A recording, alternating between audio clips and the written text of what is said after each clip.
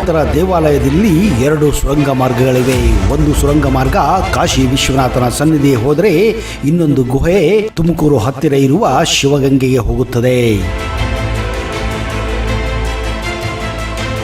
ವಿಚಿತ್ರ ಏನೆಂದರೆ ಇಲ್ಲಿನ ಶಿವಲಿಂಗ ಮಾತ್ರ ದಕ್ಷಿಣ ಮುಖದಲ್ಲಿದೆ.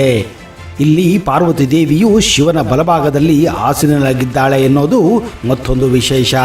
ಹಾಗಾದರೆ ಈ ದೇವಸ್ಥಾನ ಯಾವುದು, ಎಲ್ಲಿದೆ, ಇದರ ವಿಶೇಷತೆಗಳೇನು, ಇದರ ಇತಿಹಾಸವೇನು, ಈ ಎಲ್ಲ ಮಾಹಿತಿಯನ್ನು ಇವತ್ತಿನ ಈ ವಿಡಿಯೋದಲ್ಲಿ ನಿಮಗೆ ಕೊಡ್ತಾ ಇದ್ದೀನಿ. ಅದಕ್ಕಿಂತ ಮೊದಲು ನೀವು ನಮ್ಮ ಚಾನಲ್ಗೆ ಹೊಸಬರಾಗಿದ್ದರೆ ದಯವಿಟ್ಟು ಈಗಲೇ ಸಬ್ಸ್ಕ್ರೈಬ್ ಮಾಡಿ, ಜೊತೆಗೆ ಬೆಲ್ ಐಕನ್ ಕೂಡ ಪ್ರೆಸ್ ಮಾಡಿ. ನಮಸ್ಕಾರ ಸ್ನೇಹಿತರೆ, ಮತ್ತೊಮ್ಮೆ ನಿಮಗೆಲ್ಲ ಆತ್ಮೀಯ ಸ್ವಾಗತ. ಬೆಂಗಳೂರನ್ನ ಈಗ ಸಿಲಿಕಾನ್ ಸಿಟಿ ಅನ್ನುತ್ತಾರೆ. ಹಿಂದೆ ಇದನ್ನ ಉದ್ಯಾನಗಳ ನಗರಿ ಎಂದೇ ಕರೆಯಲಾಗುತ್ತಿತ್ತು. ಆದರೆ ನಿಜ ಹೇಳಬೇಕೆಂದರೆ ಇದು ದೇವಾಲಯಗಳ ನಗರಿ. ಇಲ್ಲಿ ಸಾವಿರಾರು ದೇವಾಲಯಗಳಿವೆ, ನೂರಾರು ಪುರಾಣ ಪ್ರಸಿದ್ಧ ದೇವಸ್ಥಾನಗಳಿವೆ. ಬೆಂಗಳೂರಿನ ಹೃದಯ ಭಾಗದಲ್ಲಿರುವ ಬಸವನಗುಡಿ ಪಕ್ಕದ ಕೆಂಪೇಗೌಡ ಅರ್ಥಾತ್ ಗವಿಪುರಂ ಗುಟ್ಟಳ್ಳಿಯಲ್ಲಿರುವ ಶ್ರೀ ಗವಿಗಂಗಾಧೇಶ್ವರ ಸ್ವಾಮಿ ದೇವಾಲಯ ಭಾರತದ ಅತ್ಯಂತ ಪ್ರಾಚೀನ ಗುಹಾಂತರ ದೇವಾಲಯಗಳಲ್ಲಿ ಒಂದಾಗಿದೆ.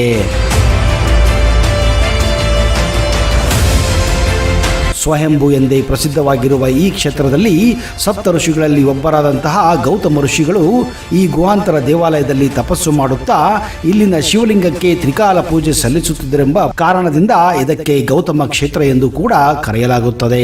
ಈ ದೇವಾಲಯದ ಗರ್ಭಗುಡಿ ಸುತ್ತ ಇರುವ ಗುಹಾ ಮಾರ್ಗದಲ್ಲಿ ಗೌತಮ ಮಹರ್ಷಿಗಳು ಮತ್ತು ಭರದ್ವಾಜ ಮುನಿಗಳ ಮೂರ್ತಿಗಳನ್ನು ನೀವು ಈಗಲೂ ಕಾಣಬಹುದು. ಇದೇ ಮಾರ್ಗದಲ್ಲಿ ಮುಂದುವರಿಯುತ್ತಾ ಹೋದಲ್ಲಿ ಸಪ್ತ ಮಾತೃಕೆಯರಾದಂತಹ ಬ್ರಾಹ್ಮಿ, ಮಹೇಶ್ವರಿ, ವರಾಹಿ, ಚಾಮುಂಡಿ, ವೈಷ್ಣವಿ, ಶ್ರೀದೇವಿ ಮತ್ತು ಭೂದೇವಿಯರ ವಿಗ್ರಹಗಳನ್ನು ನೀವು ಕಣ್ತುಂಬಿಕೊಳ್ಳಬಹುದು.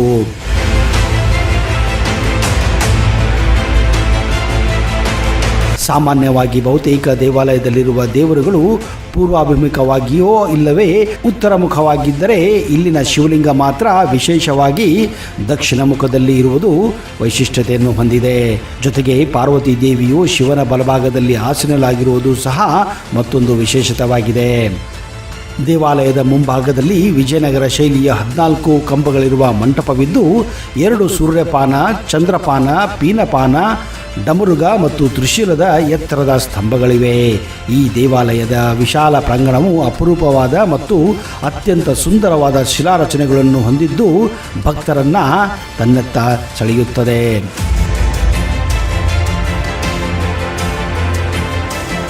ಈ ಗುಹಾಂತರ ದೇವಾಲಯದಲ್ಲಿ 2 ಸುರಂಗ ಮಾರ್ಗಗಳಿದ್ದು, ಒಂದು ಸುರಂಗ ಮಾರ್ಗವು ಕಾಶಿ ವಿಶ್ವನಾಥನ ಸನ್ನಿಧಿಗೂ ಹಾಗೂ ಮತ್ತೊಂದು ಗುಹೆಯ ಮೂಲಕ ಶಿವಗಂಗೆಯ ಅಂದರೆ ತುಮಕೂರು ಬಳಿ ಇರುವ ಶಿವಗಂಗೆಗೆ ತಲುಪುತ್ತದೆ ಎಂದು ನಂಬಿಕೆ ಇದೆ.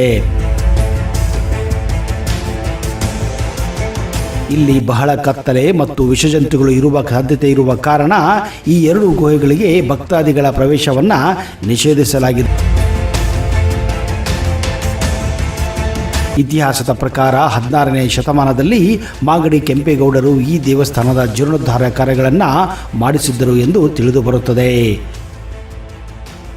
ಇಲ್ಲಿನ ಅತ್ಯಂತ ವಿಶೇಷ ಹಾಗೂ ವಿಸ್ಮಯತೆ ಅಂದರೆ ಮಕರ ಸಂಕ್ರಾಂತಿಯಂದು ಗವಿಗಂಗಾಧೇಶ್ವರನಿಗೆ ಸೂರ್ಯನ ಅಭಿಷೇಕವಾಗುವ ಕಾರಣದಿಂದಾಗಿ ಈ ದೇವಸ್ಥಾನ ಅತಿ ಹೆಚ್ಚು ಪ್ರಸಿದ್ಧಿಯನ್ನು ಪಡೆದಿದೆ. ಅದು ಸಂಕ್ರಾಂತಿಯ ಸಮಯದಲ್ಲಂತೂ ಇಲ್ಲಿ ಸಾವಿರಾರು ಜನರು ಭಕ್ತಾದಿಗಳು ಈ ದೇವಸ್ಥಾನಕ್ಕೆ ವಿಶೇಷವಾದಂತಹ ದರ್ಶನ ಪಡೆಯಲು ಬಯಸುತ್ತಾರೆ. ಪ್ರತಿ ವರ್ಷ ದಕ್ಷಿಣಾಯನದಿಂದ ಉತ್ತರಾಯಣಕ್ಕೆ ಮಕರ ಸಂಕ್ರಾಂತಿಯ ದಿನದಂದು ಸೂರ್ಯ ತನ್ನ ಪಥವನ್ನು ಬದಲಿಸುವ ಸಮಯದಲ್ಲಿ ಸೂರ್ಯಾಸ್ತಮಾನ ಸಮಯದಲ್ಲಿ ಸೂರ್ಯನ ಕಿರಣಗಳು ದೇವಾಲಯದ ಪಶ್ಚಿಮ ಭಾಗದ ಒಂದು ಕಮಾನಿನ ಮೂಲಕ ಒಳಬಂದು ಲಿಂಗದ ಮುಂದಿರುವ ನಂದಿಯ ಕೊಂಬುಗಳ ಮಧ್ಯಭಾಗದಿಂದ ನುಸುಳಿ ಶಿವಲಿಂಗದ ಮೇಲೆ ಕೆಲವು ಕಾಲ ಬೀಳುವ ಮೂಲಕ ಶಿವನಿಗೆ ನೈಸರ್ಗಿಕವಾಗಿ ಸೂರ್ಯಾಭಿಷೇಕವನ್ನು ಮಾಡುವ ಈ ಅದ್ಭುತ ರಸಕ್ಷಣಗಳನ್ನು ವರ್ಣಿಸುವುದಕ್ಕಿಂತ ಪ್ರತ್ಯಕ್ಷ ನೋಡುವುದೇ ವಿಶೇಷತೆ ಎನ್ನುತ್ತಾರೆ.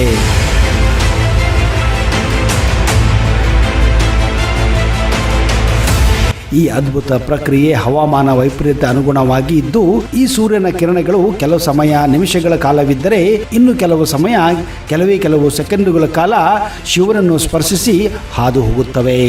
ಸೂರ್ಯಕಿರಣಗಳು ಶಿವಲಿಂಗದ ಮೇಲೆ ಬಿದ್ದಾಗ ನುಣುಪಾದ ಶಿವಲಿಂಗನ ಮೇಲಿನ ಪ್ರತಿಫಲದ ಮೂಲಕ ಅದ್ಭುತವಾಗಿ ಪ್ರಕಾಶಿಸುವ ಕ್ರಿಯೆ ನಿಜಕ್ಕೂ ವರ್ಣಿಸಲು ಸಾಧ್ಯವೇ ಇಲ್ಲ.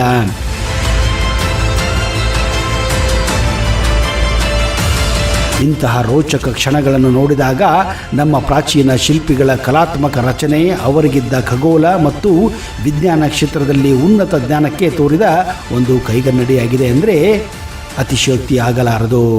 ಈ ಸುಂದರ ದೃಶ್ಯವನ್ನು ಕಣ್ತುಂಬಿಸುವ ಸಲುವಾಗಿ ಸಾವಿರಾರು ಭಕ್ತರು ಮಧ್ಯಾಹ್ನದಿಂದಲೇ ಈ ದೇವಸ್ಥಾನದಲ್ಲಿ ಸರದಿಯಲ್ಲಿ ನಿಂತು ದೇವರ ದರ್ಶನ ಪಡೆದು ಪರಮ ಪಾವನರಾಗುತ್ತಾರೆ.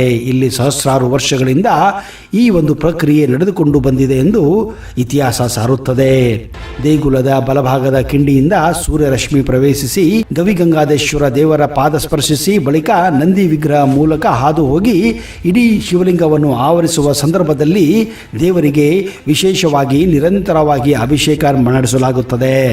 ಈ ದೃಶ್ಯಗಳನ್ನು ಏಕಕಾಲದಲ್ಲಿ ಎಲ್ಲರೂ ನೋಡಲು ಹೋಗುವಾಗ ನೂಕು ನುಗ್ಗಲುಗಳು ಆಗುತ್ತದೆಂದು ಇದನ್ನು ತಡೆಗಟ್ಟುವ ಸಲುವಾಗಿಯೇ ಭಕ್ತರಿಗೆ ದೇವಾಲಯದ ಹೊರಗಡೆ ವಿಶೇಷವಾದ ಬೃಹದಾಕಾರ LED ಪರದೆ ಮೇಲೆ ಈ ಸುಂದರ ಕ್ಷಣಗಳ ವೀಕ್ಷಣೆ ಅವಕಾಶ ಮಾಡಿಕೊಡುವ ರೂಢಿಯನ್ನು ಇತ್ತೀಚಿನ ದಿನಗಳಲ್ಲಿ ನಡೆದುಕೊಂಡು ಬರಲಾಗಿದೆ.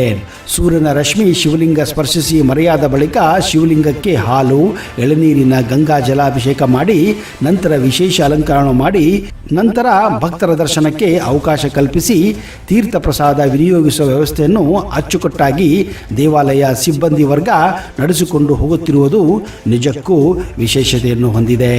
ಸ್ನೇಹಿತರೆ, ಬೆಂಗಳೂರಿನಂತಹ ಮಹಾನಗರದಲ್ಲೂ ಇದ್ದು ಎಷ್ಟೋ ಜನ ಈ ದೇವಸ್ಥಾನದ ಬಗ್ಗೆ ಗೊತ್ತೇ ಇಲ್ಲ. ಆದರೆ ಸಂಕ್ರಾಂತಿಯ ಸಂದರ್ಭದಲ್ಲಿ ಈ ದೇವಸ್ಥಾನಕ್ಕೆ ಭೇಟಿ ಕೊಟ್ಟು ಆ ಸೂರ್ಯರಶ್ಮಿ ಆ ಶಿವಲಿಂಗವನ್ನು ಸ್ಪರ್ಶಿಸುವ ದರ್ಶನವನ್ನು ಕಂಡು ಪುನೀತರಾಗಬಹುದು ಎನ್ನುವುದು ನಮ್ಮ ಇಚ್ಛೆ ಕೂಡ. ನಿಮಗೆ ಅವಕಾಶ ಸಿಕ್ಕರೆ ನೀವು ದಯವಿಟ್ಟು ಗವಿಗಂಗಾಧೇಶ್ವರ ದೇವಸ್ಥಾನಕ್ಕೆ ಭೇಟಿ ಕೊಟ್ಟು ಇಂಥ ಸುವರ್ಣ ಅವಕಾಶವನ್ನು ಪಡೆದು ಪುನೀತರಾಗಿರಿ.